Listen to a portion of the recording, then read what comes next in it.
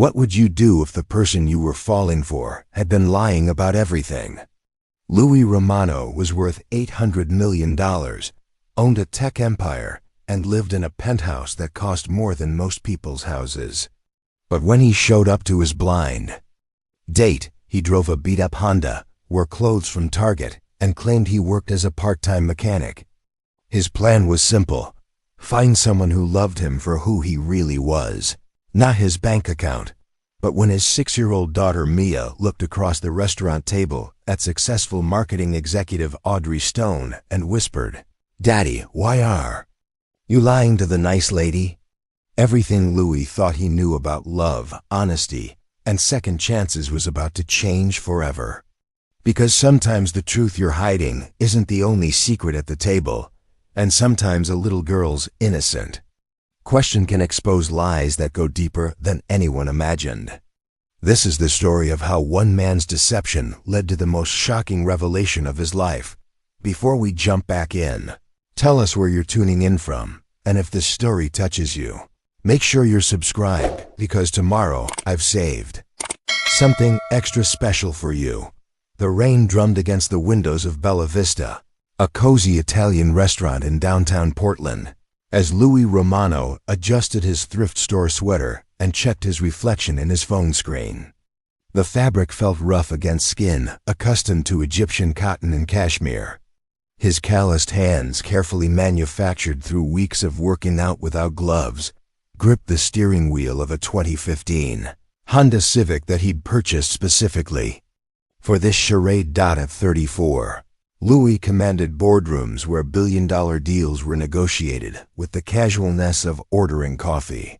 Romano's cybersecurity had grown from a startup in his garage to the most trusted name in digital protection, with Fortune 500 companies paying millions for his proprietary algorithms. His penthouse overlooked the Columbia River, featuring floor-to-ceiling windows and art collections worth more than most people's annual salaries. But tonight, he was playing Louis Romano, part-time mechanic, struggling single father, and recent transplant to Portland, trying to make ends meet. The preparation had been meticulous. He'd spent 3 weeks learning enough about car repair to hold a conversation, watching YouTube videos and memorizing terminology he'd never needed in his climate-controlled world of servers and code. He'd practiced walking differently, slouching slightly, letting his shoulders carry the weight of imaginary financial stress. His usual confident stride, the walk of a man who'd never worried about money, had been replaced with something more cautious, more worn down. The dating profile had been crafted with surgical precision by his assistant, though she'd refused to participate once she understood the full scope of the deception. "This is going to backfire spectacularly," Sarah had warned, but Louis had been adamant. 3 previous relationships had ended the same way. Women who'd been drawn to his wealth, who'd seen him as a prize to be won rather than a person to be loved. The last one, Victoria, had been particularly brutal. She'd only discovered his true worth 6 months into their relationship, and her entire personality had shifted overnight. Suddenly, every conversation revolved around expensive restaurants she wanted to try, exotic vacation destinations that would look good on her Instagram, jewelry that would signal her new status to friends. "I love you for you," she'd insisted, when he'd finally confronted her about the change. But you had apparently meant your bank account, because she'd vanished the moment he'd suggested they sign a prenuptial agreement. So this time, Louis had decided to try a different approach. If someone could fall for a broke mechanic, maybe, just maybe, they could love a billionaire CEO for the right reasons. The Honda's engine coughed as he turned it off, a sound that still made him wince after weeks of driving it. His Lamborghini Huracan sat safely in his private garage, along with the Tesla Model S and the vintage Porsche he'd restored as a hobby. But tonight, the Honda was his chariot, complete with a cracked windshield and a radio that only picked up AM stations. He glanced in the rearview mirror at Mia, his 6-year-old daughter, who was quietly drawing in her sketchbook. She wore a simple dress from Target, another part of the costume. Though he'd had to stop himself from buying her the beautiful velvet dress she'd admired at Nordstrom the week before. Mia had adapted to their broke dad routine with the resilience that had carried her through her mother's death 2 years ago, though she occasionally slipped up with comments about their real house or the other cars. "Remember, sweetheart," he said softly, turning to face her. "Tonight I'm just dad who fixes cars, okay? Not the other stuff we talked about." Mia looked up from her drawing, her dark eyes so much like her mother's, studying his face with an intensity that sometimes unnerved him. At 6, she possessed an emotional intelligence that often made him feel like the one being parented. "Why do we have to pretend, Daddy? Why can't you just tell her the truth?" "Because sometimes people change when they learn about money," he explained for the dozenth time. "I want her to like us for us, not for what we have." "But lying is wrong," Mia said simply, returning to her sketch. "Mama always said lying makes everything harder." The mention of Elena sent the familiar pang through his chest. His wife had been a kindergarten teacher who'd cared more about her students' emotional growth than her salary. She'd married him when Romano Cybersecurity was still operating out of their one-bedroom apartment, when instant ramen was a dietary staple and their biggest luxury was splitting a 6-pack of beer on Friday nights. Elena had loved him when he was nobody, and that pure, uncomplicated affection had been the foundation of everything good in his life. After she died, a Kogas, sudden aneurysm that took her away between breakfast and bedtime, leaving Louis a single father without warning, he'd thrown himself into work with the desperation of a drowning man. The company had exploded during his grief, as if success was the universe's cruel compensation for his loss. But wealth without Elena felt hollow, meaningless except for how it could provide security for Mia. Dadding had seemed impossible. How do you explain to someone that you're worth nearly $1 billion, but still cry into your pillow some nights? How do you navigate the complex world of adult relationships when your priority is a little girl who still asks when Mama is coming home? The few women he'd met organically had been kind, but ultimately overwhelmed by the reality of single parenthood. The ones who actively pursued him had been attracted to his success, not his character. "She's here," Mia announced, looking up from her drawing toward the restaurant entrance. Louis followed her gaze and felt his breath catch. Audrey Stone walked through the door with the confidence of someone comfortable in her own skin. She was shorter than he'd expected from her photos, maybe 5'6", with auburn hair that caught the warm restaurant lighting. Her smile was genuine as she scanned the room, not the practiced expression of someone performing. She wore a simple black dress and boots that were elegant without being flashy, carrying herself with an ease that spoke of competence rather than pretension. When their eyes met across the restaurant, she raised her hand in a small wave, and Louis felt something shift in his chest. This was why he was here, taking this enormous risk.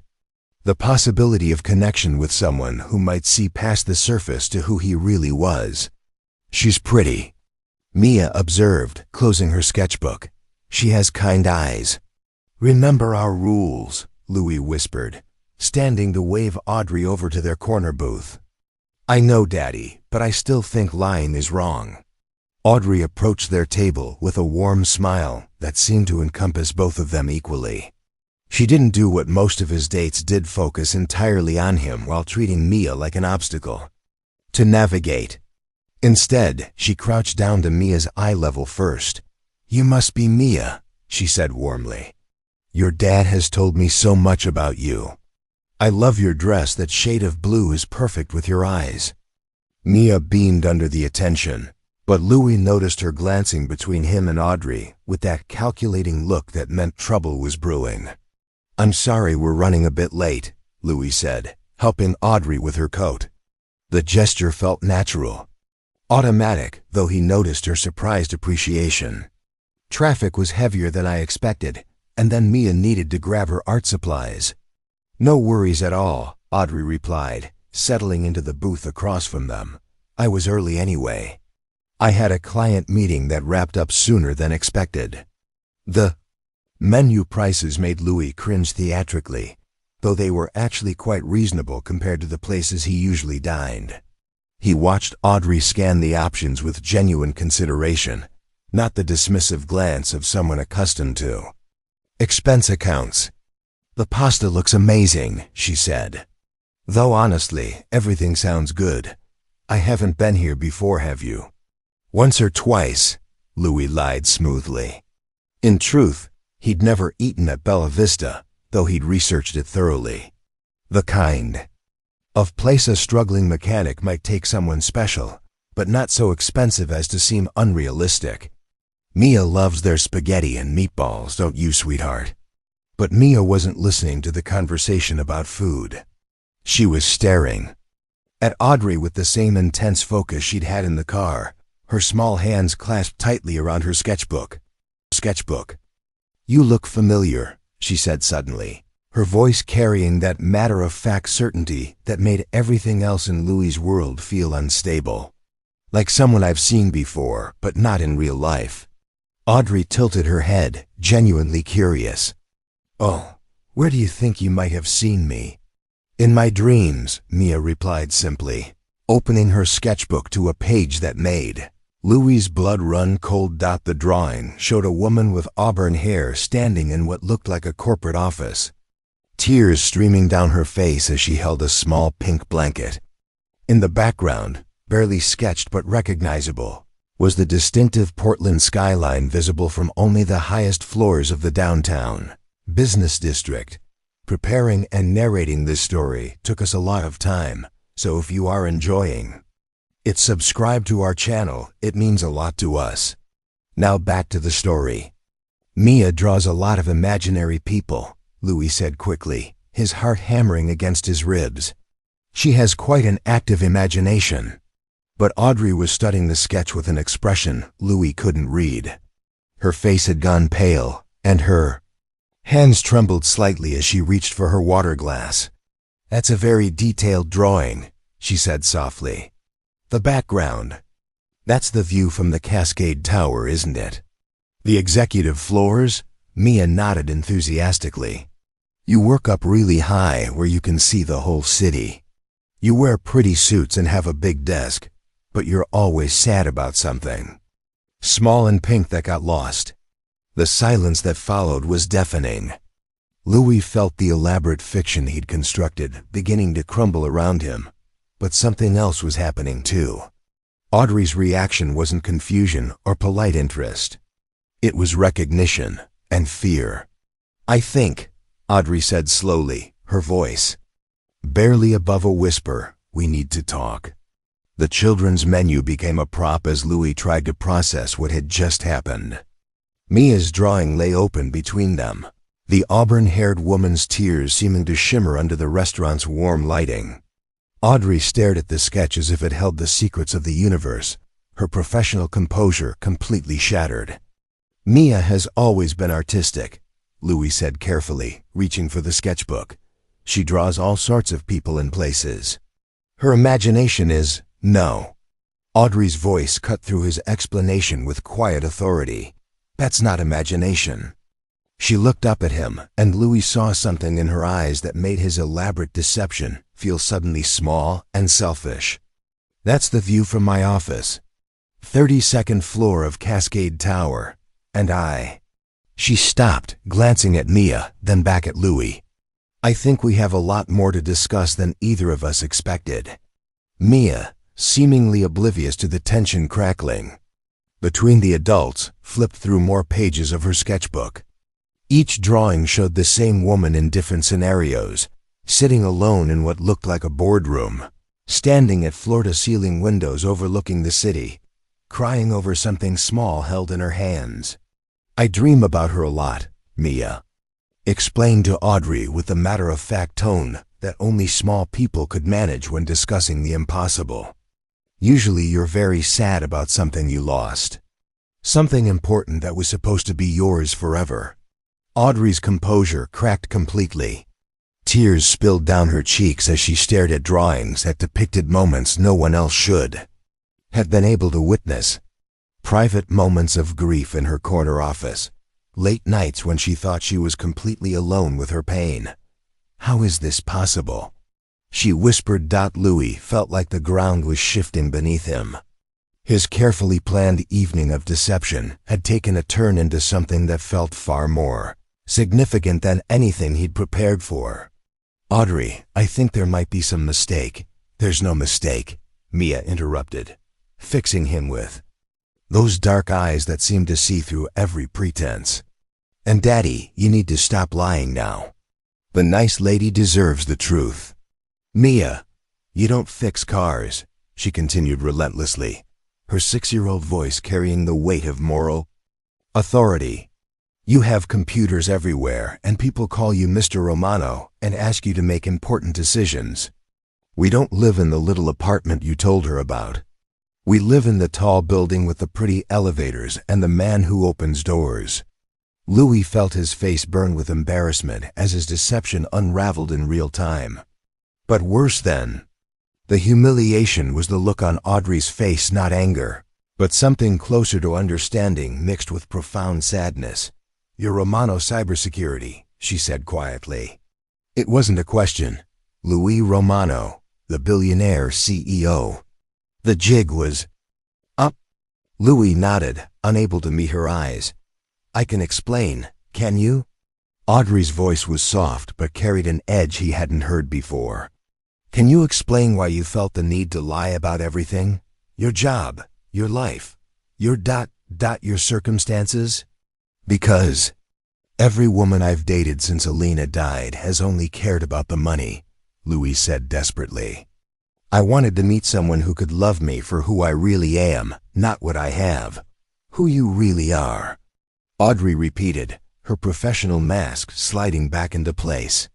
You mean someone who lies to potential partners from the first moment you meet them? Someone who teaches his daughter that deception is acceptable when it serves your purposes. Mia looked between them with growing concern. Are you mad at Daddy? Audrey paused, studying Mia's worried face. I'm disappointed, sweetheart. Not at you. You've been honest about everything. But grown-ups shouldn't lie to each other, especially when they're trying to build trust. That's what I told him, Mia said solemnly. Mama always said the truth might hurt for a minute, but lies hurt forever. The wisdom of it hit Louis like a physical blow.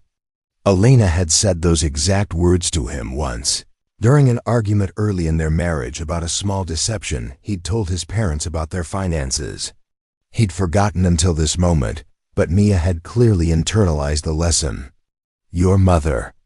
Sounds like she was a wise woman, Audrey said gently to Mia, though her eyes remained fixed on Louis with something that might have been pity.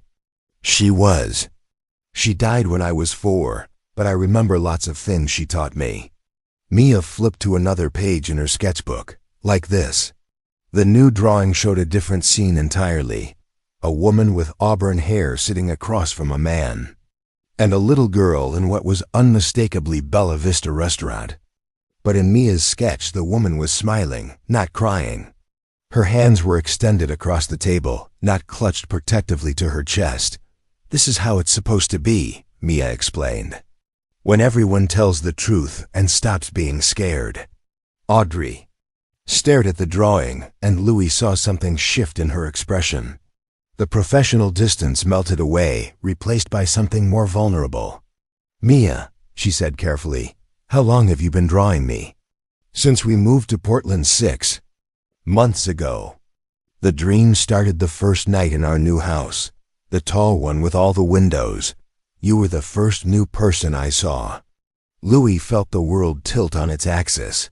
They'd moved to Portland specifically for him to open the West Coast branch of Romano Cybersecurity. The penthouse had been purchased sight unseen, chosen for its security features and proximity to the business district. But if Mia had been dreaming about Audrey since their first night, their double quotes, what company do you work for? He asked Audrey, though something in his gut already knew the answer would complicate everything. Stone Marketing Solutions, she replied, watching his face carefully. We're the agency your company hired to handle the launch campaign for Romano Cybersecurity's Portland expansion. The silence that followed was profound. Louis felt pieces of a puzzle clicking into place with terrifying precision. The marketing agency he'd selected from a list provided by his team. The woman who'd been recommended as the perfect person to understand his company's mission. The professional relationship that had brought her into his orbit months before he'd ever created his fake dating profile. "You've been working on my account," he said slowly, "for 4 months. I've been to your office. I've sat in meetings with your team." She stopped, realization dawning. "I've been developing marketing strategies based on what I thought I knew about your values. Integrity, honesty, protection of what matters most." The irony was devastating. Louis had hired the woman he was now lying to help him present his company as trustworthy and reliable. She'd been crafting campaigns around his supposed moral character while he'd been constructing an elaborate fiction to deceive her. "Oh God," he breathed. "Audrey, I had no idea you were the woman who's been working 60-hour weeks to make your Portland launch successful?" Her voice carried a bitter edge now. "The person who turned down 3 other major clients because I believed in your company's mission? The professional who's been praising your integrity to everyone in the industry?" Mia looked between them with growing distress. "Why is everyone upset? The drawing shows it working out." "Sometimes, sweetheart," Audrey said gently, though her eyes remained hard when they shifted to Louis. "The drawings show what could happen if people make better choices." She began gathering her purse, the movement decisive. "I think this evening has been educational for all of us." "Wait," Louis said desperately. "Please, let me explain properly. You've explained enough." Audrey stood, but then paused, looking down at Mia with genuine affection. "Thank you for showing me your beautiful drawings, Mia. You're a very talented artist and a very wise little girl. "Don't go," Mia pleaded, reaching for Audrey's hand. "The pictures show you staying. They show us all being happy." Audrey knelt down to Mia's level, and Louis saw tears threatening at the corners of her eyes. "Sometimes the pictures show what we hope for, not what actually happens. But you keep drawing, okay? Keep believing in happy endings." She kissed Mia's forehead gently, then straightened to face Louis. "I'll need to recuse myself from your account, obviously. There's a clear conflict of interest now. Audrey, please, have a good evening, Mr. Romano." She walked away without looking back, leaving Louis sitting in the ruins of his elaborate deception with a 6-year-old who was staring at him with the kind of disappointment that cut deeper than any business loss ever could. "You really messed up, Daddy," Mia said sadly, closing her sketchbook. She was supposed to stay for the good part. The penthouse felt like a mausoleum as Louis carried a sleeping Mia from the Honda to their private elevator. The contrast between the beat-up car and the gleaming marble lobby of Meridian Tower was jarring, a visual reminder of the double life he'd been living. The elevator climbed silently to the 42nd floor, Portland's skyline spreading out below them through floor-to-ceiling windows.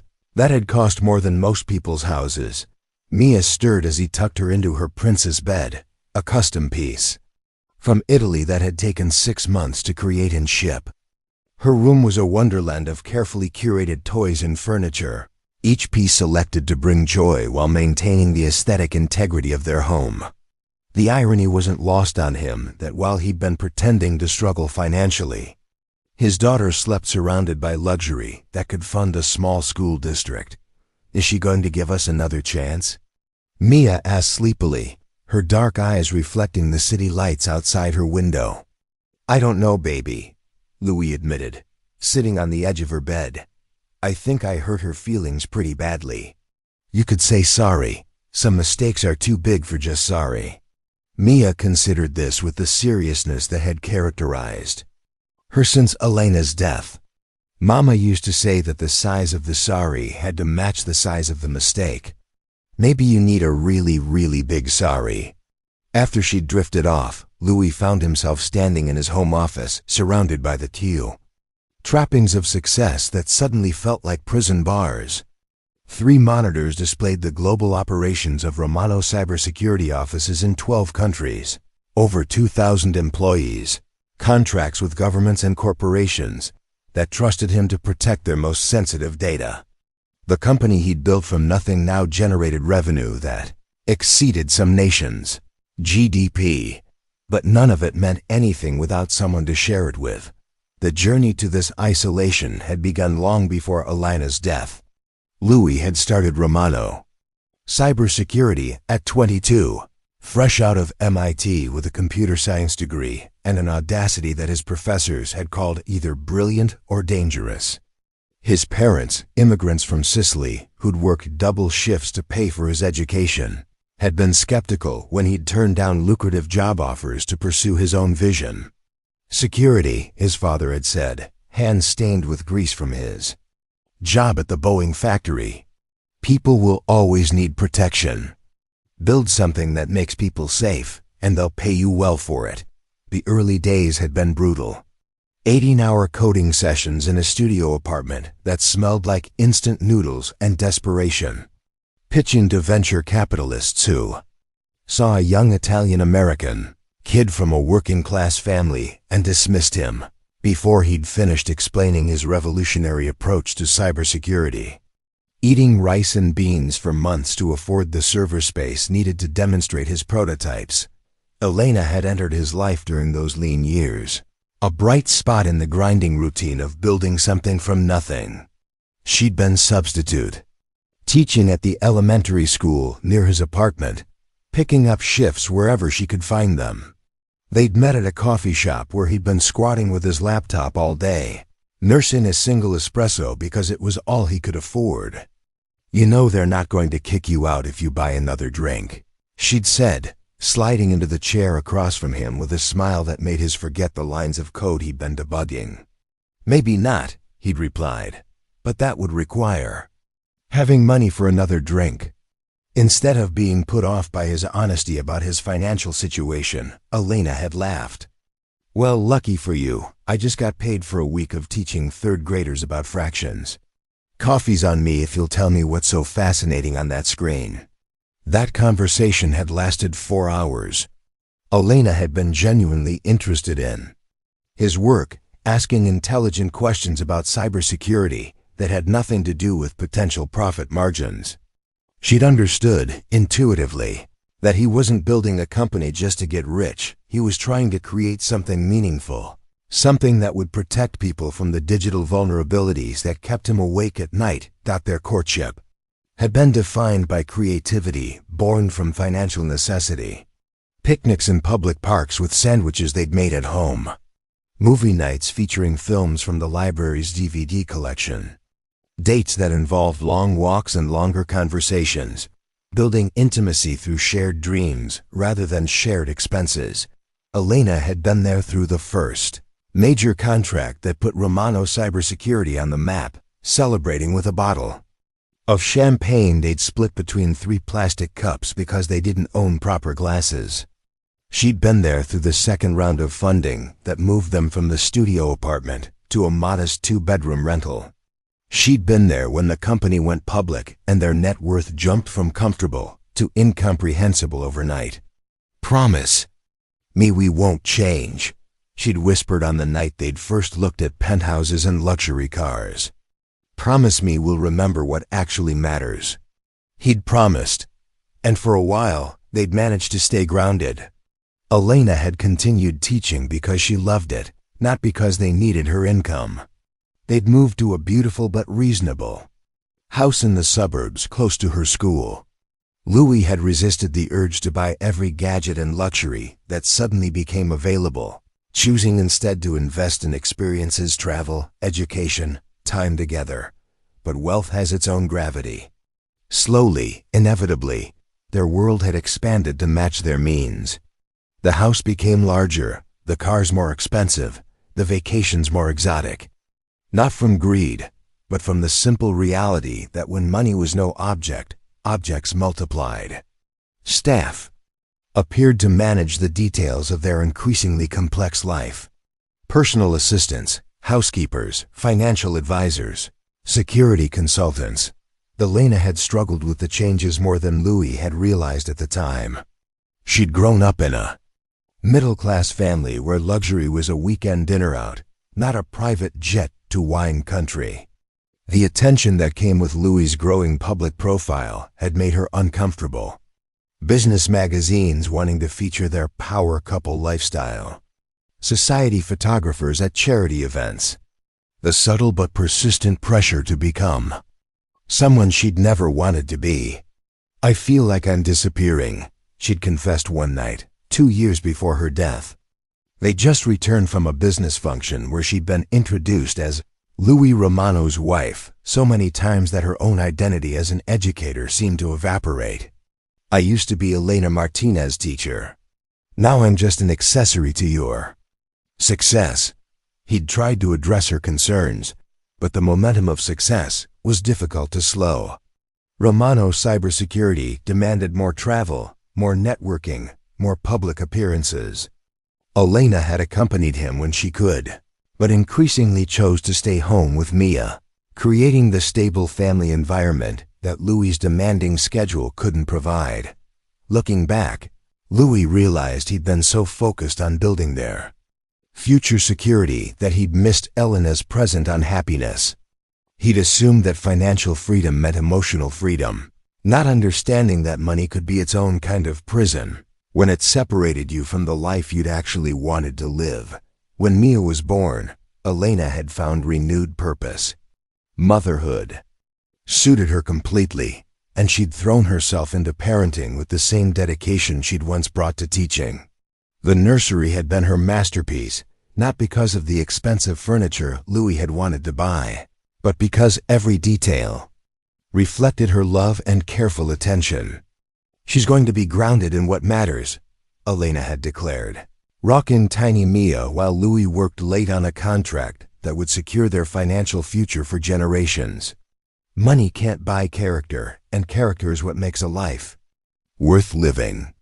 But character was exactly what Louis had compromised tonight. Sitting in his office surrounded by the evidence of his success, he finally understood what Elena had tried to tell him years ago. Wealth without integrity was just elaborate emptiness. Success without honesty was just a sophisticated lie. Dating profile that had led to tonight's disaster had been created during a particularly lonely period, 6 months after moving to Portland. The transition had been harder than expected. New city, new office, new social dynamics. Mia had adjusted well to her new school, but Louis had found himself isolated among people who knew him only as the billionaire CEO, not as a father still figuring out how to braid hair or negotiate bedtime stories. His few attempts at dating through normal channels had been disasters. Women who'd Googled him before the first date, arriving with assumptions about his lifestyle and expectations about their potential relationship. Conversations that felt more like job interviews or business negotiations than genuine attempts at connection. The fake profile had been an experiment born from desperation. If he could meet someone as Louis, single dad who fixes cars on weekends, maybe he could find the kind of connection he'd had with Elena based on character, compatibility, and genuine affection rather than financial attraction. But tonight had proven that the foundation of any real relationship had to be truth. And the truth was that Louis Romano, billionaire CEO, was just as lonely and lost as Louis the fake mechanic. The money hadn't protected him from grief, hadn't made parenting easier, hadn't filled the Elena-shaped hole in his life that grew larger rather than smaller with each passing year. Worse, his deception had hurt someone who, based on Mia's drawings, might have been exactly what he'd been looking for all along. Audrey Stone's professional competence was evident in the marketing campaigns she'd developed for his company. Her kindness was obvious in how she'd treated Mia. Her integrity was demonstrated by her immediate recognition that their professional relationship represented a conflict of interest. He'd met a woman of character and had responded by lying to her. The irony was devastating. His phone buzzed with a text from his assistant. "How did the date go? Do I need to prepare for damage control?" Louis stared at the message for a long moment, then typed back, "Prepare for me to do something that might look insane but is actually the first sane thing I've done in months." Audrey Stone's corner office on the 32nd floor of Cascade Tower offered a panoramic view of Portland's skyline, but she wasn't admiring the scenery as she paced between her desk and the floor-to-ceiling windows at 2 in the morning. The building was empty except for security guards and the occasional cleaning crew, giving her the privacy she needed to process what had happened at Bella Vista. On her desk, spread across the polished surface like evidence of an unsolved crime, lay every piece of marketing material she developed for Romano Cybersecurity over the past 4 months. Campaign concepts celebrating integrity and trust. Brand messaging about protecting what matters most. Taglines emphasizing honest communication and reliable protection. The irony was so sharp it could cut glass. She'd spent countless hours crafting Louis Romano's public image as a trustworthy leader, someone whose word was his bond, someone who understood that true security came from genuine relationships built on mutual respect. She'd written speeches for him about the importance of honesty in business relationships, had designed advertisements showcasing him as a family man whose values guided his corporate decisions, and all the while, he'd been planning to lie to her about everything. But that wasn't what had her pacing at 2 in the morning, unable to sleep despite the emotional exhaustion that should have knocked her unconscious the moment she'd arrived home. What kept her awake was the impossible accuracy of 6-year-old Mia's drawings, sketches that depicted moments of private grief that no one else should have been able to witness. Audrey walked to the window where Mia had drawn her standing, tears streaming down her face as she held something small and pink. The view was exactly right, the angle of the river, the positioning of the bridges, the specific buildings visible from this height. But more unsettling was the emotional accuracy. Mia had captured not just the physical scene, but the devastating loneliness that had characterized Audrey's life for the past 3 years. 3 years since the miscarriage that had ended not just her pregnancy, but her marriage to David Graham. They'd tried for 2 years to get pregnant, timing everything with scientific precision, consulting specialists, adjusting diets and lifestyles and hope levels with each passing month. When the test finally showed 2 pink lines, Audrey had felt her entire world realign around the possibility of motherhood. She'd been 12 weeks, along when the bleeding started. 12 weeks of planning, dreaming, secretly shopping for tiny clothes that she'd hidden in her closet like treasures. 12 weeks of imagining a future that included family dinners and bedtime stories, and all the ordinary magic that came with raising a person from scratch. The loss had hit David differently than it had hit her. For him, it had been a setback devastating, but something to recover from and try again. For Audrey, it had felt like losing a piece of her soul that could never be replaced. The grief had been all-consuming, a black hole that pulled in every other emotion until she'd existed in a state of numbness that protected her from feeling anything at all. "We can try again," David had said, holding her while she sobbed in their bedroom 3 months after the miscarriage. "The doctors said there's no reason we can't have a healthy pregnancy." But Audrey hadn't been ready to try again. The possibility of losing another pregnancy, of having hope ripped away again, had felt insurmountable. She'd needed time to grieve, to heal, to rediscover who she was outside of the identity of mother-to-be that had defined her for those precious 12 weeks. David had tried to be patient, but his timeline for healing hadn't matched hers. As months passed without her feeling ready to try again, tension had grown between them. Small disagreements became major fights. Supportive gestures began to feel like pressure. The easy intimacy they'd shared began to feel forced, mechanical, tainted by the unspoken expectation that every intimate moment might result in the pregnancy that would fix everything. "I can't live with a ghost," David had finally said, 18 months after the miscarriage. "I know you're still grieving, but I feel like you've decided to stay in that grief forever." I need a partner who wants to build a future, not someone who's stuck mourning the past. The divorce had been amicable but devastating. David wasn't wrong, she had been stuck. But she hadn't known how to unstick herself from the loss that felt more real than any potential future. They'd sold the suburban house they'd bought with children in mind, dividing assets with the mechanical precision of people who'd run out of emotional energy for fighting.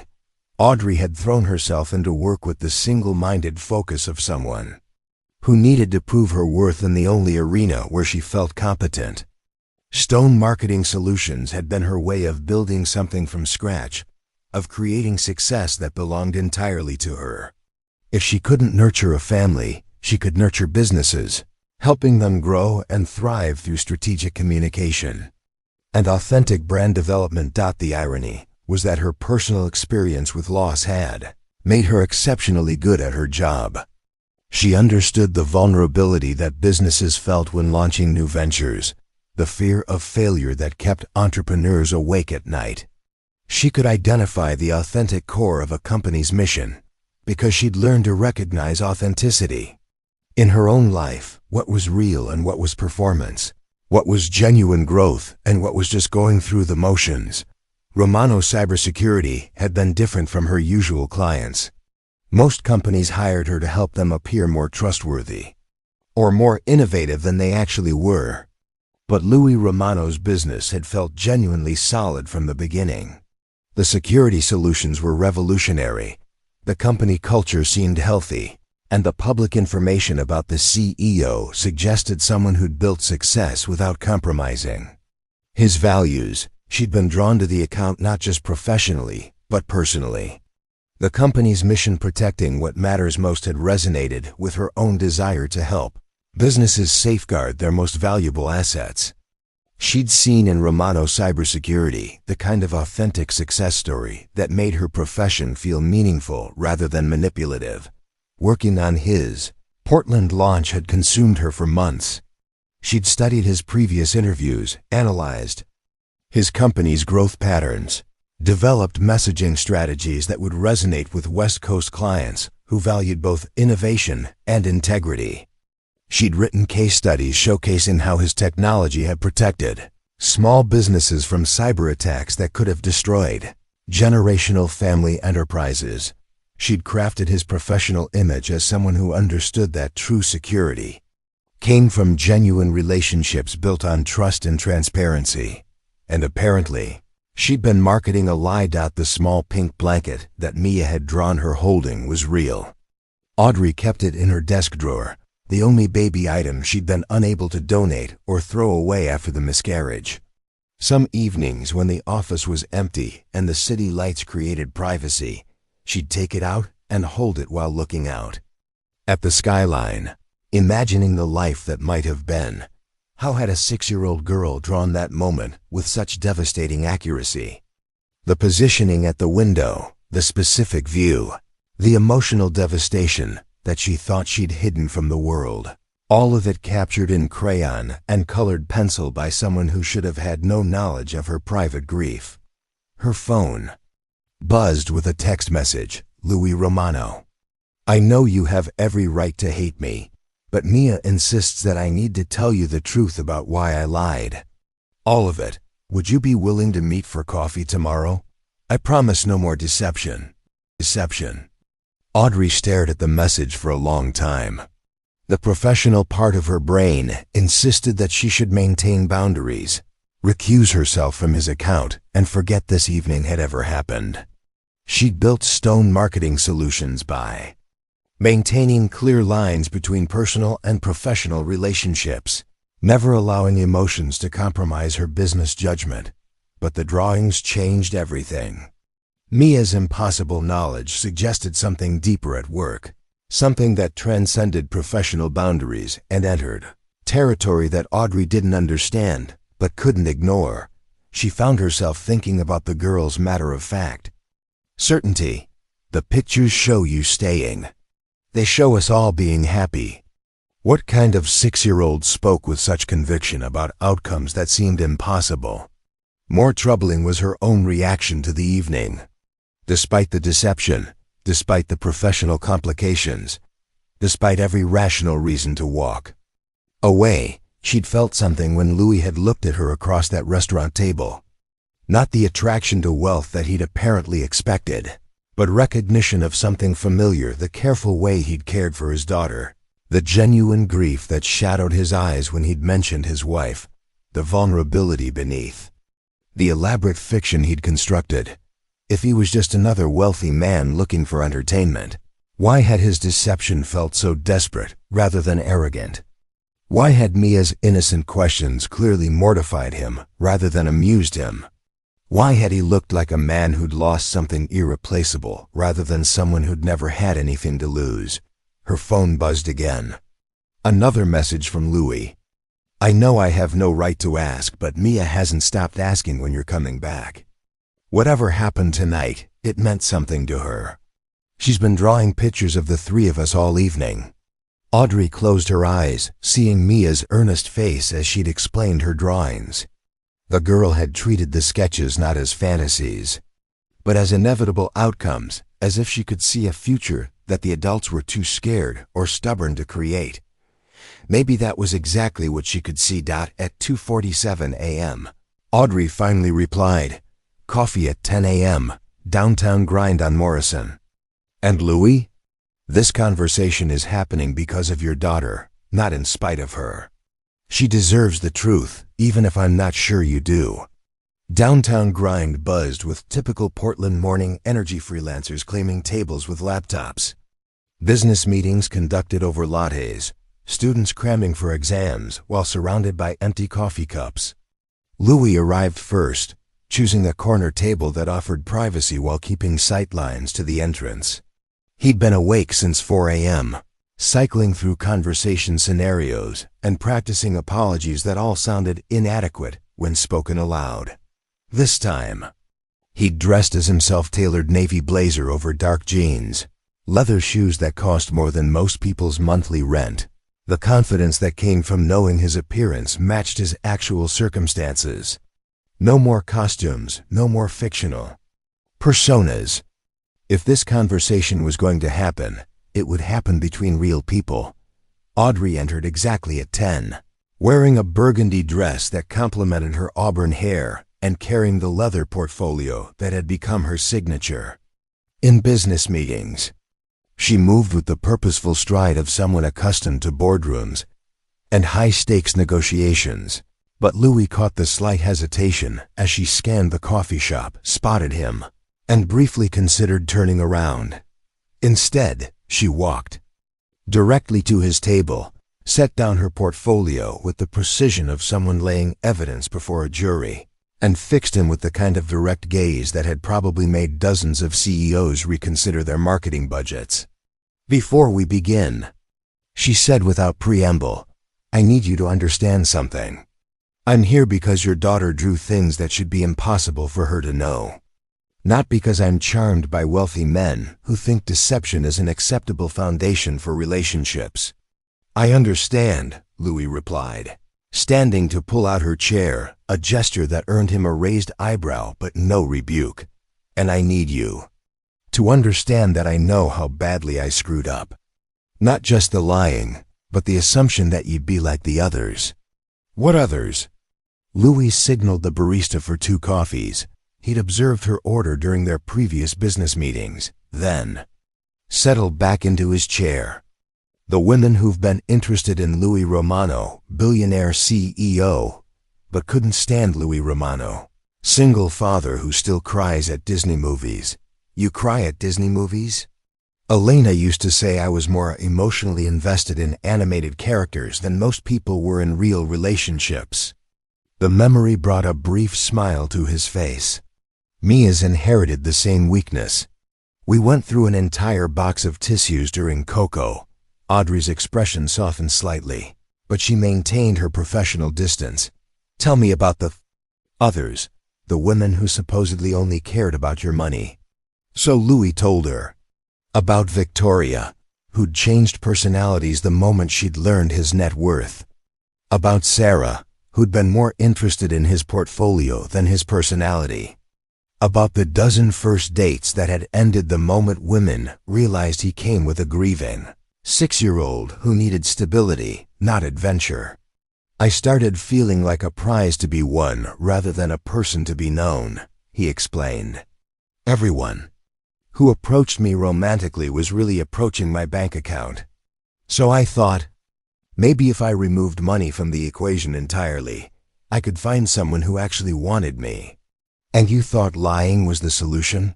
I thought honesty had been the problem. Louis ran his hands through his hair, a gesture that felt more authentic than anything he'd done the previous evening. I've been completely transparent about my circumstances, my responsibilities, my emotional baggage. All it had gotten me was a series of relationships with people who saw dollar signs instead of a person. Audrey was quiet for a long moment, stirring sugar into her coffee with mechanical precision. I've been working on your account for 4 months, she said finally. Developing marketing strategies, writing copy, sitting in strategy meetings. With your team, did it never occur to you that we might meet? Honestly, no. I leave most of the marketing details to my team. I knew we'd hired Stone Marketing Solutions, but I'd never looked at staff assignments. Louis felt heat creep up his neck. If I had known ... You wouldn't have matched with me on a dating app while lying about everything? I wouldn't have been on a dating app at all. Professional boundaries exist for good reasons. They do. Audrey opened her portfolio and pulled out a tablet, scrolling through what looked like campaign materials. Which is why I spent most of last night reviewing every piece of work I've done for your company, looking for bias or compromise in my professional judgment. She turned the screen toward him, showing marketing copy that praised Romano Cybersecurity's commitment to transparency and authentic client relationships. I wrote this, she said, pointing to a headline that read, "Trust Built on Truth, Romano Cybersecurity's Commitment to Honest Communication." And this, another headline, "When your security matters, authenticity isn't optional." Louis winced at each example.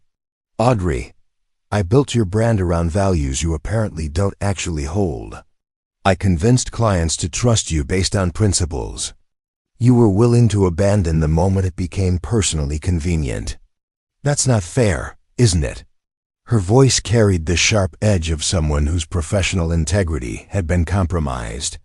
You hired me to market your company as trustworthy while actively planning to deceive someone you hope to date. How? Is that not exactly what I just described? Louis felt the conversation slipping away from him, but Audrey wasn't finished. But here's what I can't understand, she continued, scrolling to another section of her tablet. Your company actually is everything I marketed it to be. The security solutions are revolutionary. The client testimonials are genuine. Your employees speak about you with respect and affection, not fear. Your business practices are ethical. Your charitable foundation has funded cybersecurity education in underserved communities. She looked up at him with genuine confusion. Romano Cybersecurity embodies all the values I used in the marketing campaigns. So why couldn't you bring those same values to a personal relationship? The question hit him like a physical blow because he didn't have a good answer.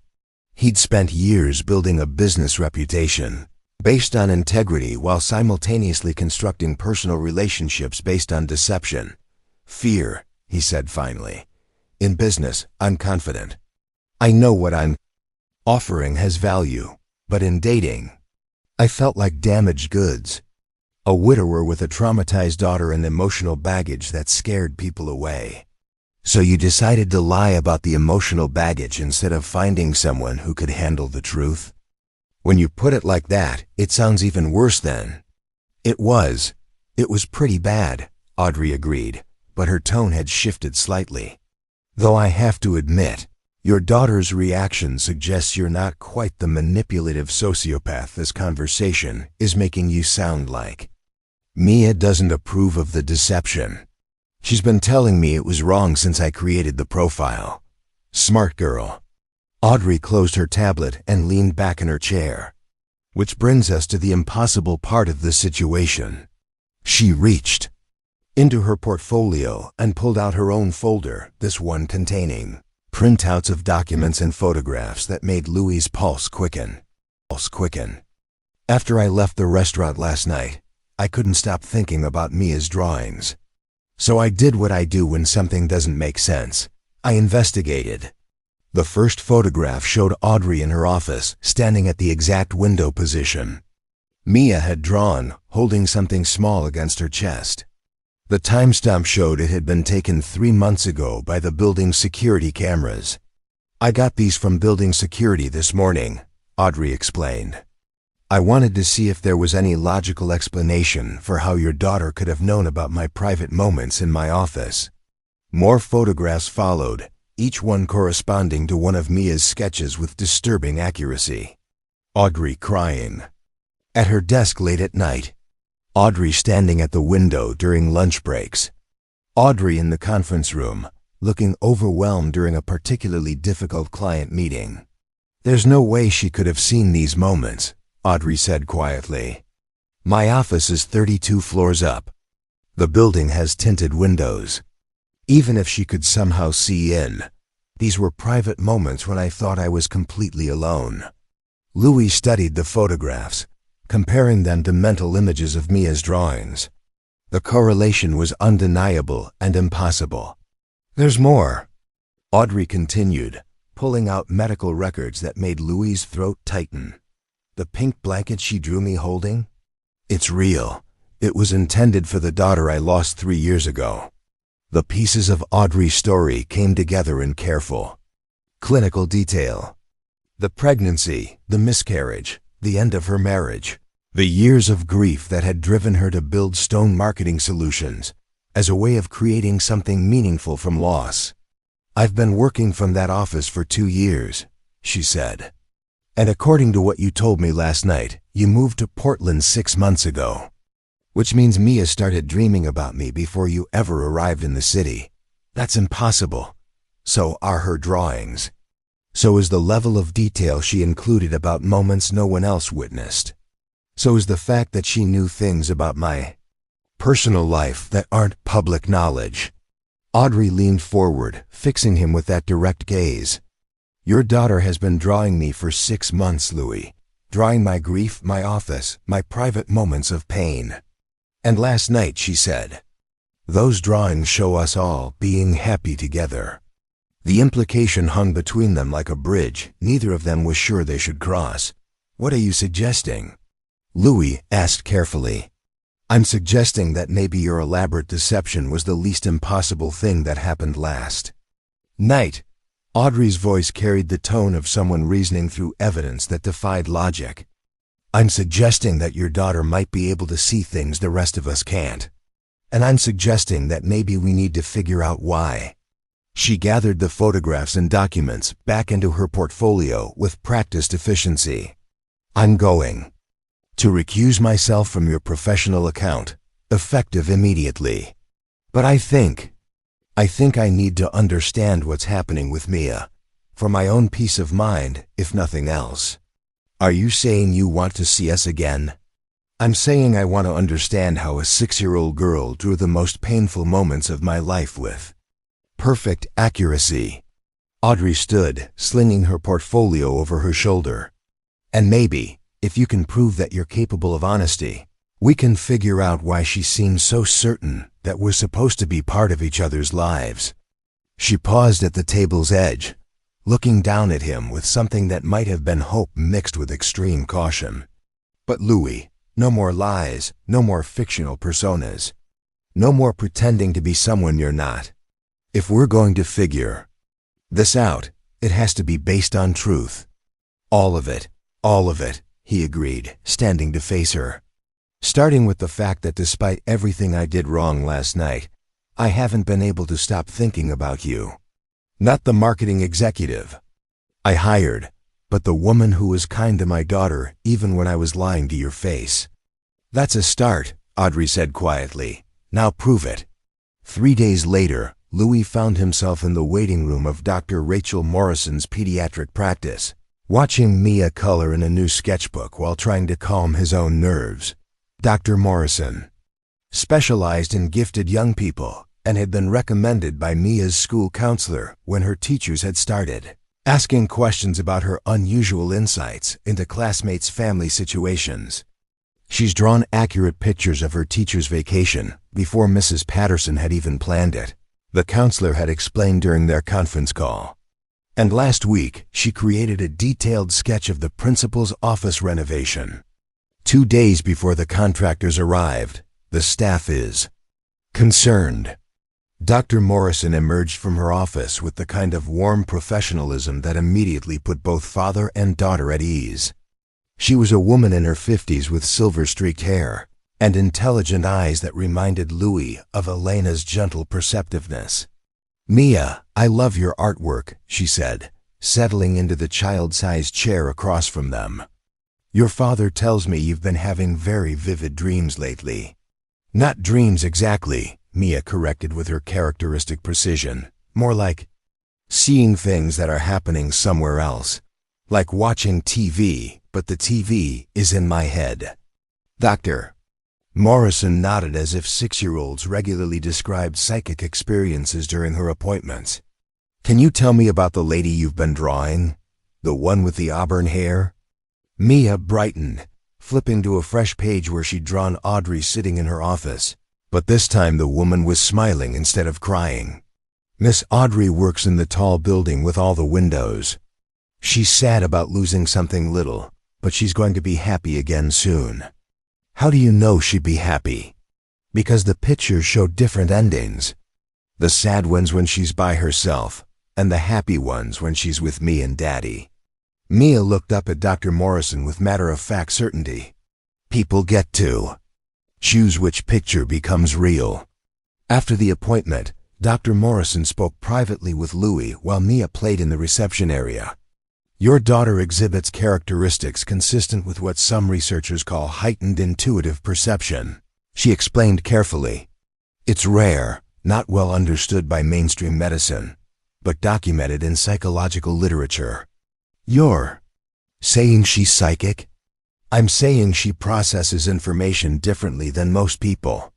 Some young people seem to pick up on emotional and environmental cues that adults miss.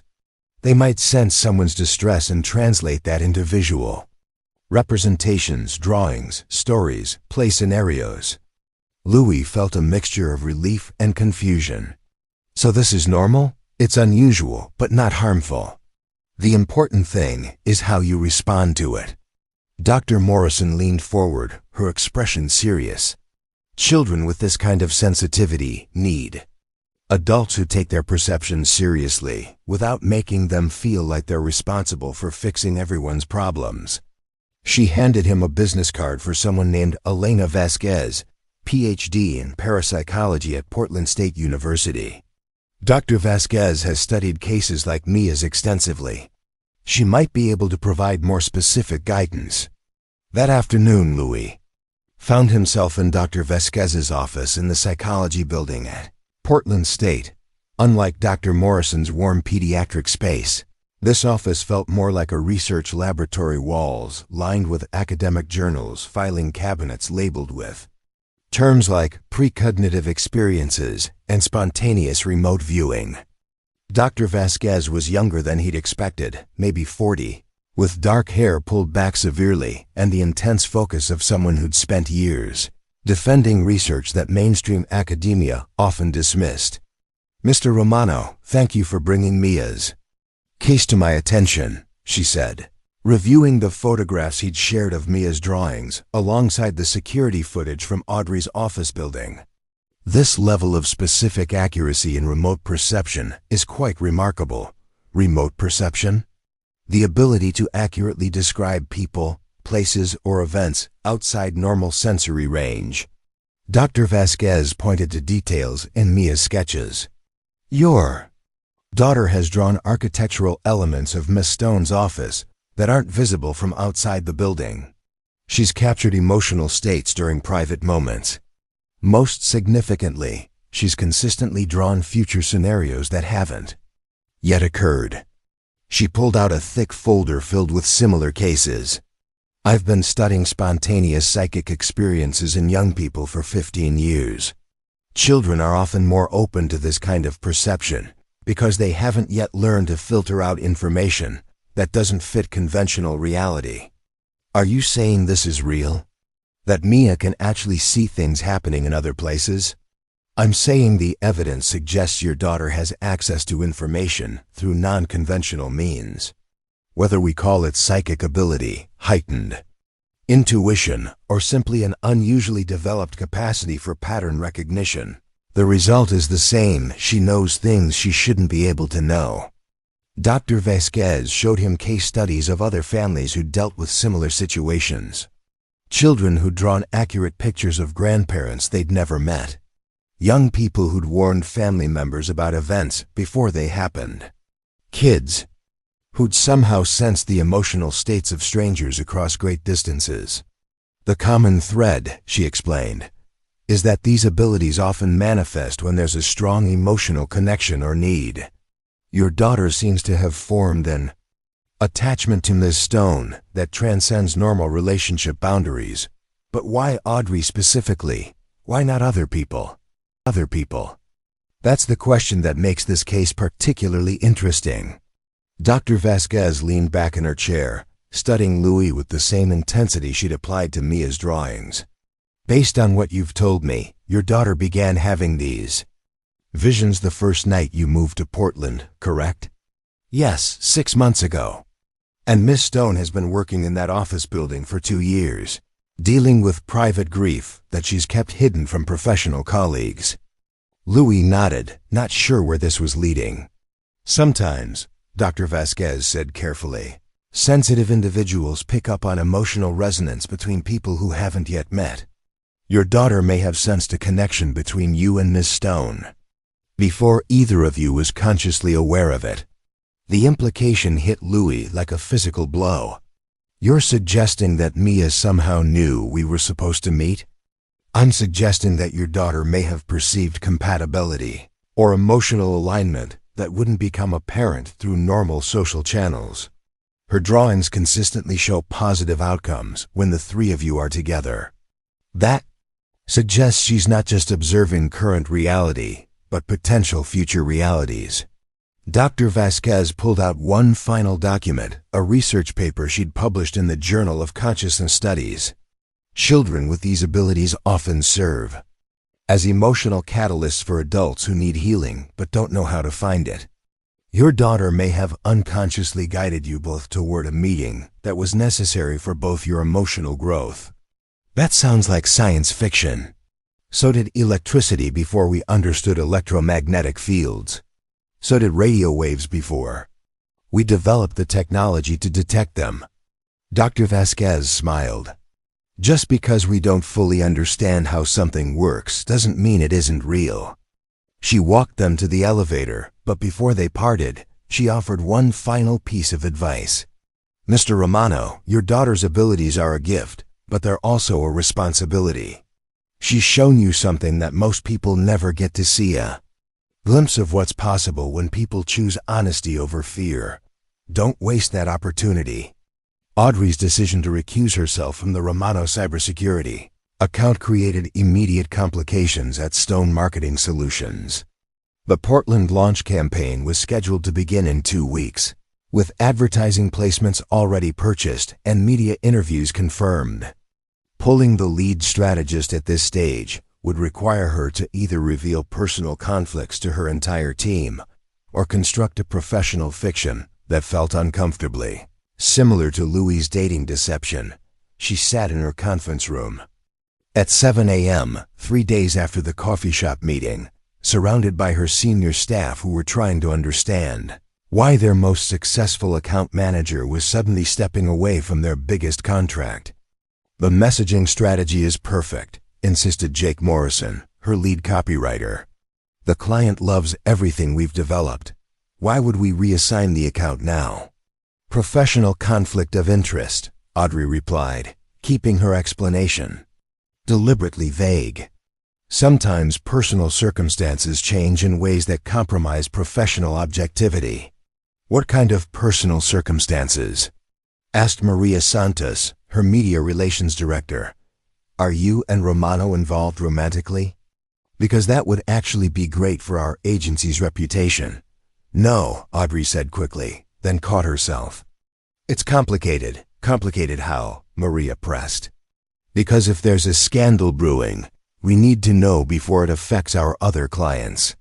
Audrey found herself in the impossible position of explaining a situation that defied explanation. How could she tell her team that she needed to step away from a professional relationship because the client's 6-year-old daughter had somehow drawn detailed pictures of her private moments of grief? How could she explain that she was questioning everything she thought she knew about reality because of crayon sketches that depicted impossible knowledge?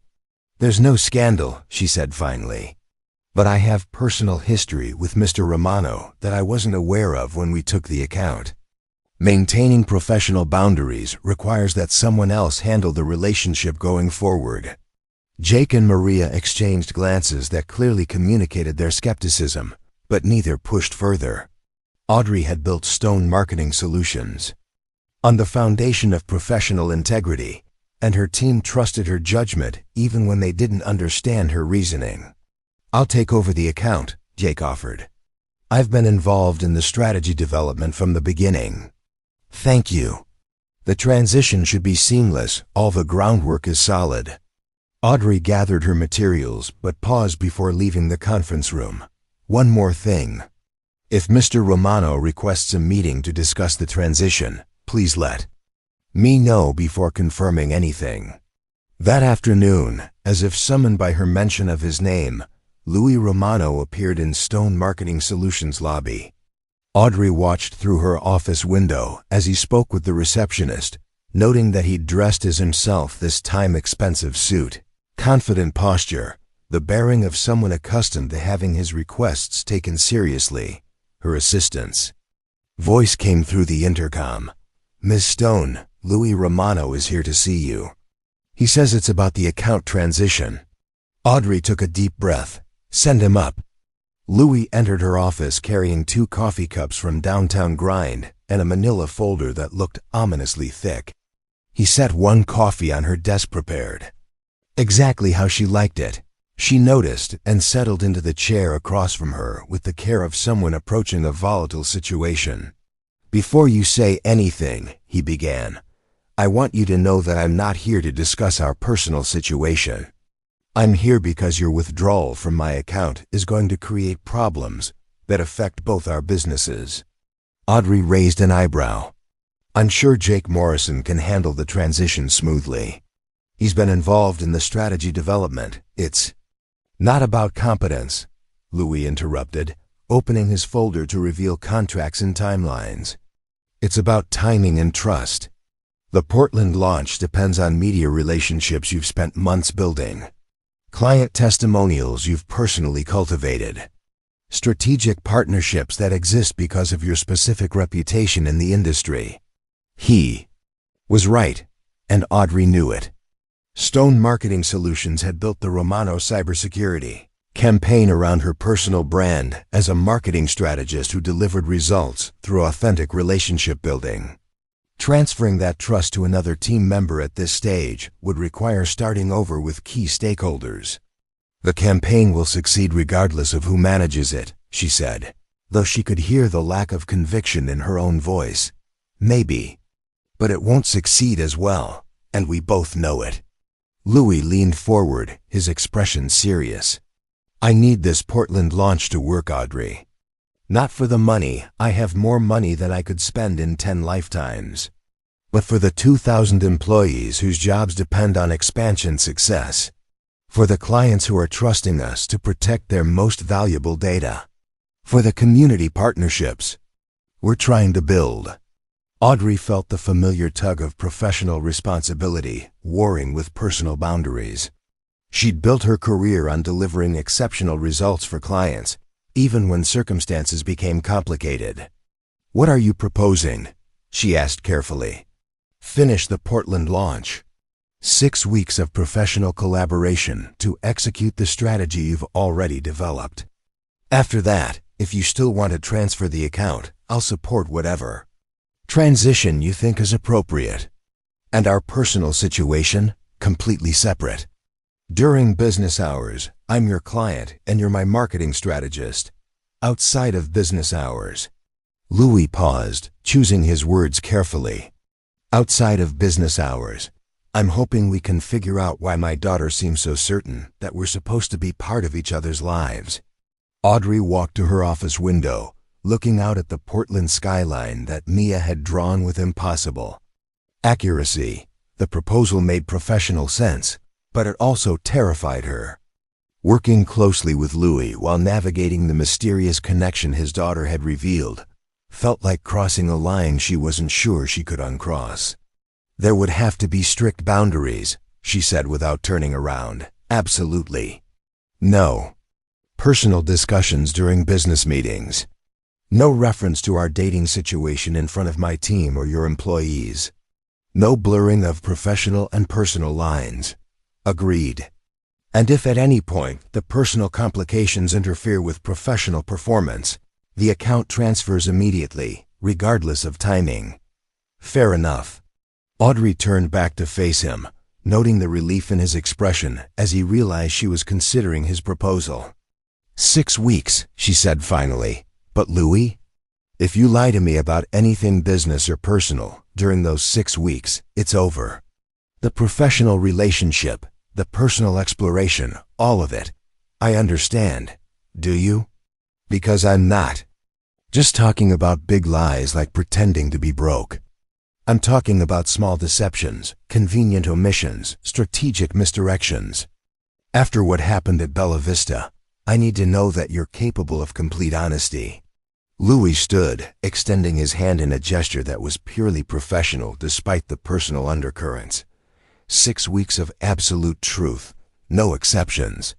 Audrey shook his hand, noting the warmth of his palm and the slight tremor that suggested this handshake meant more to him than a simple business agreement. Then let's see if you can prove that the man I've been marketing for 4 months actually exists. The Romano cybersecurity offices occupied 3 floors of a gleaming downtown Portland tower, but it was the personal touches that caught Audrey's attention during her first official visit since learning Louis' true identity. Photos of Mia at various ages lined his office walls, not the sterile corporate headshots she'd expected, but candid moments of father-daughter life. Mia finger painting with concentrated determination. Mia asleep in Louis' arms during what looked like a long flight. Mia and a beautiful dark-haired woman, Elena, building a snowman in what appeared to be their backyard. You keep her memory alive, Audrey observed, studying the photograph of Elena teaching Mia to ride a bicycle. Mia needs to know her mother was real, Louis replied, settling behind his desk with coffee that had become their morning ritual. That Elena's love was the foundation everything else is built on. They'd fallen into a routine over the past 2 weeks that surprised Audrey with its natural ease. Business meetings that began with campaign strategy and ended with personal conversations that revealed layers of Louis' character she hadn't expected. He was nothing like the arrogant billionaire archetype she'd anticipated. Instead, he was thoughtful, self-deprecating, and genuinely interested in her professional insights. The media interviews are confirmed for next week, she reported, spreading publicity schedules across his conference table. Portland Business Journal, Tech Weekly, and the morning show segment on Channel 8. Are you comfortable with the talking points we developed? About Romano Cybersecurity's commitment to protecting family businesses? Absolutely. Louis paused, then added with the careful honesty that had characterized their professional relationship since his promise of complete truth. Though I have to admit, I'm nervous about the personal questions. Reporters always want to know about work-life balance when you're a single parent. What makes you nervous about those questions? Explaining how I balance building a global company with raising a 6-year-old without sounding like I'm either neglecting my business or neglecting my daughter. He ran his hands through his hair, a gesture Audrey had learned meant he was processing something difficult. The truth is, I'm probably failing at both more often than I succeed. It was exactly the kind of honest vulnerability that the fake mechanic Louis would never have revealed, and Audrey felt something shift in her chest. This was the man she'd been marketing for months, someone who understood that real strength came from acknowledging weakness, that authentic leadership meant admitting when you didn't have all the answers. "You're not failing," she said quietly. "Mia is confident, curious, and kind. Those don't happen by accident. Elena deserves most of the credit for that. I'm just trying not to undo her good work." Their afternoon meeting was interrupted by a knock on the office door. Mia appeared in the doorway, still wearing her school backpack and carrying her ever-present sketchbook. Louis's assistant, Sarah, followed close behind with an apologetic expression. "Sorry, Mr. Romano. The after-school program had an early dismissal, and Mia insisted she needed to see you immediately." "It's okay," Louis assured her, then turned to his daughter. "What's the emergency, sweetheart?" Mia approached the conference table where Audrey was working, pulling out her sketchbook with the determination of someone on an important mission. "I need to show Miss Audrey the new pictures," she announced, flipping to a section that made both. Adults leaned forward with concern. The drawings showed Audrey, but not in her office or in their restaurant. Instead, they depicted her in what looked like a hospital room, holding something small and precious. In one sketch she was crying, in another she was smiling. The final drawing showed her walking out of the hospital carrying a baby carrier, with Louis and Mia waiting by a car. "What are these, Mia?" Audrey asked carefully, her voice tight with something that might have been hope or fear. "Your happy ending," Mia replied matter-of-factly. "The baby you lost gets to come back, but different. Like when you plant seeds. In the garden, sometimes they grow in places you don't expect." Audrey's face went white. She gripped the edge of the conference table, her knuckles standing out stark against her skin. "Mia," Louis said gently, "remember what we talked about? Sometimes the pictures you draw are just pictures, not things that will definitely happen." "These will happen," Mia said with 6-year-old certainty. "But only if Miss Audrey stops being scared of being happy again." The silence that followed was broken by Audrey's phone buzzing against the conference table. She glanced at the screen, then looked up at them with an expression of pure shock. "That's my doctor's office," she said slowly. "I wasn't expecting a call." She answered with trembling hands, stepping away from the table for privacy. Louis watched her face cycle through confusion, disbelief, and something that looked like carefully controlled hope. "Yes," she said into the phone. "Yes, I can come in this afternoon. Thank you." When she ended the call, she stared at Mia for a long moment before speaking. "I had a routine appointment last week," she said quietly. "Just an annual checkup. But they found something unexpected in the blood work and wanted to run additional tests." She paused, looking between Louis and Mia. "That was the nurse calling. With results, I'm pregnant." The news hit the room like a shockwave.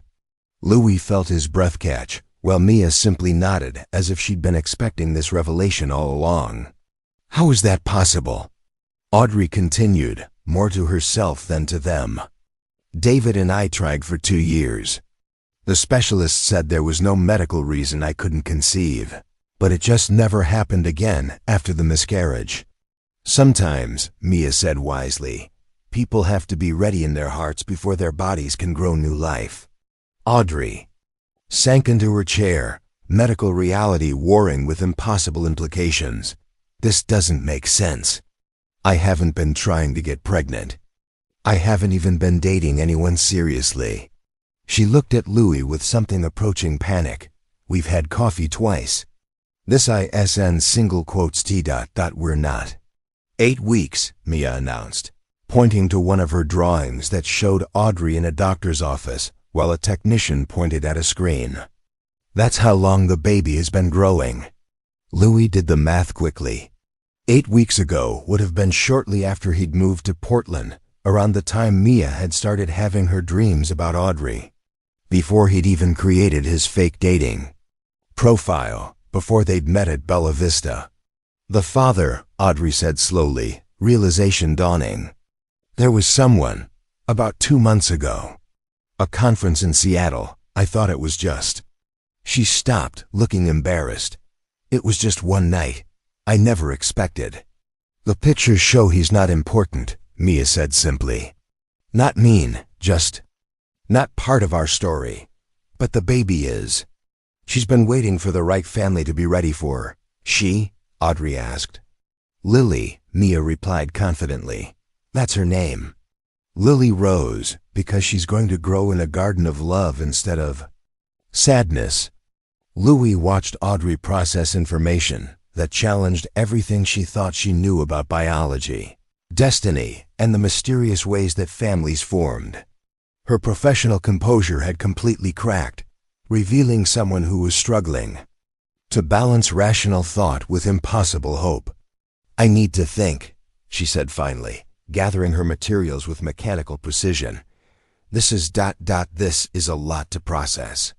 Of course, Louis agreed, though he noticed Mia's disappointed expression. Take all the time you need. But as Audrey reached the office door, she paused and turned back to them. Mia, in your drawings, in the happy ending pictures, am I alone with the baby? No, Mia replied with absolute certainty. Nobody has to be alone anymore. That's the whole point of families. They mean no one has to carry love by themselves. After Audrey left, Louis pulled Mia onto his lap, studying her latest drawings with wonder and concern. Baby girl, how do you know these things? I just see them, Mia replied, snuggling against his chest. Like how you know when I'm sad even. When I don't say anything. Some people can feel feelings, and some people can see pictures of what's coming. I got the picture gift. And you really think Miss Audrey is supposed to be part of our family? I don't think it, Daddy. I know it. The same way I knew Mama was sick before the doctors found out, and the same way I know you're going to stop being scared of loving someone new. Louis held his daughter close, marveling at the wisdom contained in such a small person. Whether Mia's abilities were supernatural or simply an unusually developed intuition, she'd guided him towards something he'd never expected to find again, the possibility of a family built on truth rather than deception, love rather than convenience, and hope rather than fear. Outside his office windows, Portland stretched toward the horizon where the Columbia River reflected afternoon sunlight like scattered diamonds. Somewhere in that city, Audrey was processing news that would change everything for her, for him, and for the little girl who seemed to see futures that adults were too scared to imagine. All he could do now was wait and trust that the truth he'd finally committed to telling would be enough to build something real. 2 weeks after the pregnancy revelation, Louis found himself in the most unlikely place he'd ever conducted business, the maternity section of Powell's Books, Portland's legendary independent bookstore. Audrey sat across from him in one of the store's reading nooks, surrounded by pregnancy guides and parenting books, conducting what had become their strangest client meeting yet. The media response to your interviews has been exceptional, Audrey reported, flipping through press clippings with one hand while absently rubbing her still flat stomach with the other. Portland Business Journal called you refreshingly authentic. For a tech CEO, the Tech Weekly piece generated 12 new enterprise client inquiries. And the morning show segment? Viral on social media. Particularly the moment when you talked about Alina teaching you that business success means nothing if you lose yourself in the process. Audrey looked up from her notes. That wasn't in our prepared talking points.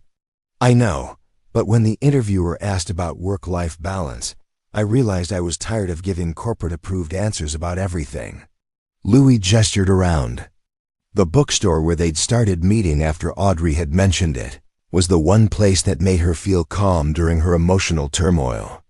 This whole experience has taught me that authenticity isn't just a marketing buzzword. It's the only way to build anything that lasts. Audrey closed her portfolio, their business discussion naturally transitioning to the personal territory. They'd been navigating with increasing comfort. Speaking of authenticity, I need to tell you something about the baby's father. Louis felt his stomach tighten, but he kept his expression neutral. Okay. His name is David Chun. He's a venture capitalist I met at the Seattle conference. Audrey's voice carried the clinical tone she used when discussing difficult subjects. One drink led to conversation about failed marriages, which led to a hotel room, which led to me driving home the next morning, convinced I'd made a mistake. She pulled out her phone, showing him a text conversation from the previous week. I told him about the pregnancy. He offered to pay for an abortion and asked me not to contact him again. Her laugh was bitter. Apparently, unexpected families don't fit into his 5-year plan. Louis studied her face, noting the hurt beneath her matter-of-fact delivery. I'm sorry. That must have been difficult. It was clarifying, Audrey corrected. It reminded me why I stopped trying to date seriously. After my divorce, most people want the convenient parts of relationships without the complicated reality of building something together. Is that what we're doing? Building something together? The question hung between them, heavy with possibility and risk. They'd been dancing around their growing connection for weeks, finding excuses to extend business meetings and reasons to share personal stories that had nothing to do with marketing campaigns. I don't know what we're doing, Audrey admitted.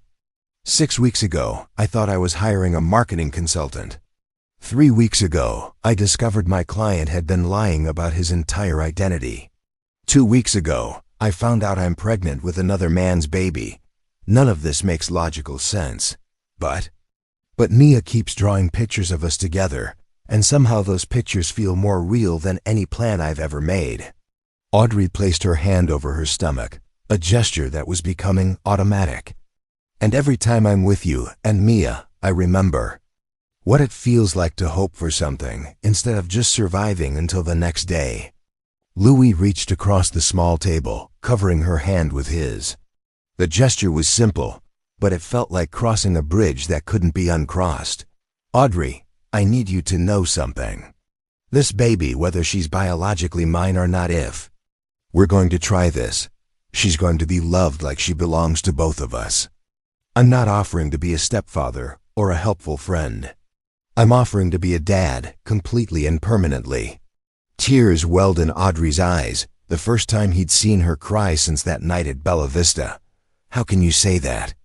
You don't even know if this relationship will work. You don't know if I'm capable of being the partner you need. Because Mia has been drawing our family for 6 months, and every picture shows us choosing each other. Because you've spent weeks proving that you can love my daughter without needing to own her. Because when I'm with you, I remember who I used to be before grief convinced me that protecting my heart was more important than opening it. Audrey leaned into his touch, and Louis felt something shift between them, not the desperate attraction of people trying to fill their loneliness, but the solid recognition of people who'd found their complement. This is crazy, she whispered. Completely insane, he agreed. But Alina used to say that the best things in life happen when you stop trying to control outcomes and start trusting the process. What if Mia's drawings are wrong? What if we try this and everything falls apart? Then we'll have tried something beautiful and brave instead of settling for safe and empty. Louis lifted her hand to his lips, pressing a gentle kiss to her palm. Besides, have you seen what happens to people who bet against Mia's visions? Audrey laughed despite her tears, and Louis felt hope bloom in his chest like spring after a long winter. Around them, Powell's books hummed with quiet energy, people discovering new worlds through pages, falling in love with stories they'd never expected to find, just like them. 1 year later, the Romano Cybersecurity Portland headquarters buzzed with celebration as employees, clients, and media gathered for the official grand opening of their West Coast operations. The event, orchestrated by Stone Marketing Solutions, had been featured in Forbes as a masterclass in authentic brand building. But Louis barely noticed the professional accolades as he stood near the floor-to-ceiling windows, watching his wife adjust their 3-month-old daughter's tiny dressed-out Audrey looked radiant in the deep blue gown that complemented her auburn hair, now styled in the elegant updo she favored for public events. But it was the natural ease with which she balanced baby Lily on her hip while directing last-minute event details that took Louis's breath away. This was the woman Mia had been drawing for months before they'd ever met, confident, beautiful, and completely at home in their life together. "The Channel 8 crew wants to interview you in 5 minutes," Audrey informed him, approaching with Lily gurgling contentedly in her arms. "And the mayor's office just confirmed they'll be using your cybersecurity education initiative as a model for other cities." "Our initiative," Louis corrected, taking Lily while Audrey adjusted his tie with the practiced intimacy of people who'd learned to be partners in everything. "None of this would have happened without your strategic vision." It was true. The Portland launch had exceeded every projection, but more importantly, it had become a blueprint for how authentic leadership could drive both business success and community impact. The cybersecurity education programs they'd developed were protecting small businesses throughout the Pacific Northwest. The employee wellness initiatives Audrey had suggested were being studied by companies nationwide. "Daddy, Miss Reporter wants to talk to me too." Mia appeared at his elbow, wearing the purple dress she'd insisted on because it matches Lily's eyes when the light hits them just right. At 7, she'd grown taller but maintained the otherworldly perceptiveness that had brought their family together. "What did you tell her?" Audrey asked, crouching down to Mia's level while still maintaining her professional poise. "I told her about my art show next week, and about how sometimes families start with pictures before they start with people." Mia grinned proudly. She said that was very wise for someone my age. The art show was Mia's latest project, an exhibition of her drawings documenting their family's formation, from the early sketches of Audrey crying alone in her office to recent portraits of all 4 of them together. Dr. Vasquez had suggested that displaying Mia's work might help other families understand that intuitive connections weren't something to fear, but something to celebrate. "Speaking of your art," Louis said, "did you finish the special drawing for today?" Mia nodded enthusiastically, pulling a folded paper from her small purse. The drawing showed the Romano cybersecurity building with tiny figures visible through the windows, employees working at computers, clients meeting in conference rooms, families protected by security systems they'd never see. At the bottom, in Mia's careful printing, were the words, "When you tell the truth, everyone gets to be safe." "That's going into the corporate collection," Audrey declared, kissing the top of Mia's head, right next to Daddy's first coding notebook and the original Romano cybersecurity business plan. The interview went smoothly, with Louis finding that authentic responses came more naturally than the corporate speak he'd once relied on. When the reporter asked about balancing family and business responsibilities, he gestured toward Audrey and the girls without hesitation. "My wife taught me that you don't balance family and work," he said. "You integrate them. When your personal values align with your professional mission, everything else becomes clearer." "And what mission is that?" "Protecting what matters most," Louis replied, the company slogan taking on deeper meaning as he watched Mia show Lily the lights of downtown Portland through the window. "We started with digital security, but we've learned that real protection comes from building authentic relationships based on trust. After the formal interviews concluded, they found themselves alone in Louis's office as the celebration continued in the main atrium below. Lily had fallen asleep in her carrier, and Mia was in the break room charming the catering staff with stories about her upcoming art exhibition. "Do you ever think about how different this could have been?" Audrey asked, settling onto the couch where Louis joined her, careful not to disturb the sleeping baby between them. "You mean if I'd kept lying? Or if I'd refused to give you a second chance after Bella Vista? Or if we'd convinced ourselves that Mia's drawings were just childhood imagination?" Louis considered the alternative timeline where fear had won over faith, where he'd remained isolated in his wealth, and she'd stayed trapped in her grief. I think about it sometimes. But then I remember what Mia said that first night, people get to choose which picture becomes real. And we chose the happy ending. We chose the truth, Louis corrected. The happiness was just a bonus. Audrey leaned against his shoulder, and Louis marveled at how perfectly she fit there, as if this moment had been inevitable from the day he'd moved to Portland. And Mia had started dreaming of auburn-haired women in tall buildings. There's something I need to tell you, Audrey said quietly. About the Bella Vista reservation. What about it? I made it. 6 months ago, I booked a table for 2 at Bella Vista for that exact night, because ... double quote, she paused, looking embarrassed. Because I'd been having dreams about a little girl with dark hair who kept telling me that her daddy needed someone to love them both. I thought I was losing my mind, so I decided to try one blind date to prove to myself that I was ready to move forward. Louis felt his world tilt slightly. You're saying you both chose that restaurant because of dreams about each other? I'm saying Mia wasn't the only one receiving mysterious information about people she'd never met. Audrey smiled up at him. I'm saying maybe some connections are so meant to be that the universe conspires to make them happen, even when the people involved are too scared to try. Lily stirred in her sleep, and Louis gently lifted her to his shoulder, breathing in the sweet baby scent that had become home. She wasn't biologically his, but she was completely theirs, another gift that had arrived through pathways that defied conventional explanation. So what now? He asked. We've built the business, formed the family, proved that truth works better than deception. What's next for the Romano family? More truth, Audrey replied simply. More trust. More of whatever magic happens when people choose love over fear. Through the office windows, Portland sparkled with evening lights, each one representing a business protected by their security systems, a family made safer by their work.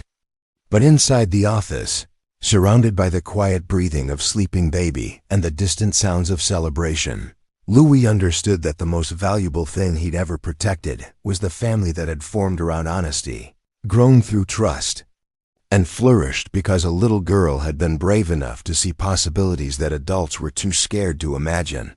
The fake mechanic Louis had died at that first dinner, replaced by someone better, a man who'd learned that real strength came from vulnerability, that authentic success required genuine relationships, and that sometimes the most important business you can build is a family founded on truth. Outside, the city hummed with the energy of people working, dreaming, building lives one honest moment at a time. And inside, the Romano family did the same. Up next, you've got 2 more standout stories right on your screen. If this one hit the mark, you won't want to pass these up. Just click and check them out. And don't forget to subscribe and turn on the notification bell so you don't miss any upload from us.